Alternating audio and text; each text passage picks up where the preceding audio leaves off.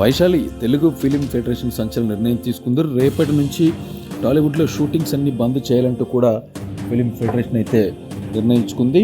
అయితే తమకు వేతనాలు 30% పెంచి ఇచ్చిన వారికి రేపటి నుంచి షూటింగ్లో పాల్గొంటామంటూ కూడా నోటీస్లో పేర్కొన్నట్టయితే తెలుస్తుంది. పెంచిన వేతనాలు కూడా ఎప్పటికప్పుడు అంటే ఏ రోజుకు ఆ రోజు పే చేయాలంటూ కూడా డిమాండ్ చేస్తున్నారు.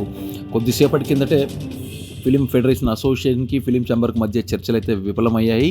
30% వేతనం పెంచిన ప్రొడ్యూసర్ల షూటింగ్స్కు మాత్రమే వెళ్ళాలంటూ కూడా ఫెడరేషన్ నిర్ణయించుకుంది. అయితే ఫిలిం ఎంప్లాయీస్ ఫెడరేషన్ అయితే సంచలన నిర్ణయం తీసుకుందామని చెప్పుకోవచ్చు. రేపటి నుంచి టాలీవుడ్లో షూటింగ్స్ బంద్ చేయాలంటూ కూడా నిర్ణయించుకుంది. 30% వేతనాలు పెంచాలని, వేతనాలు పెంచితేనే షూటింగ్లో పాల్గొంటామంటూ కూడా తేల్చి చెప్పింది. వేతనాలు పెండింగ్ పెట్టకుండా ఏ రోజుకు ఆ రోజే ఇవ్వాలంటూ కూడా డిమాండ్ చేస్తున్నట్టుగా ఆ నోటీసులు తెలిసింది. ఇతర భాష సినిమాలు అలాగే వెబ్ సిరీస్లకు ఇది వర్తిస్తుందని ఫెడరేషన్ అయితే స్పష్టం చేసింది.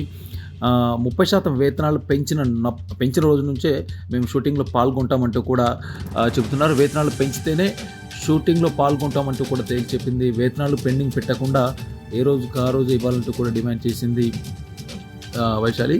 సో మొత్తానికి గత కొన్ని రోజుల నుంచి కూడా ఈ చర్చలు నడుస్తున్నాయి.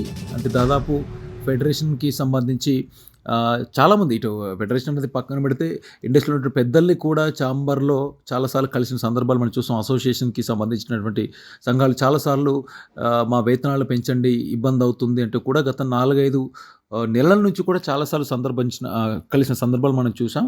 మొత్తానికి వేతనాల పెంపు విషయంలో కోఆర్డినేషన్ కమిటీ చైర్మన్గా ఉన్నటువంటి సయ్యద్ హుమన్ అలాగే వీరశంకర్ని ఈ కమిటీకి చైర్మన్గా నిర్వహించారు. తర్వాత రేపు మార్నింగ్ నుంచి, రేపు ఉదయం నుంచి ఇప్పటివరకు అనుకోని కొద్దిసేపటి కిందటే సరాసరి నిర్ణయం తీసుకున్నారు. రేపు ఉదయం నుంచే వేతనాలు పెంచి, అంటే ఒకవేళ రేపు మేము షూటింగ్కి రావాలంటే మీరు ఉదయం నుంచే రేపటి నుంచి కౌంట్ చేయాలి పెంచిన వేతనాలంటూ కూడా డిమాండ్ చేస్తున్నారు.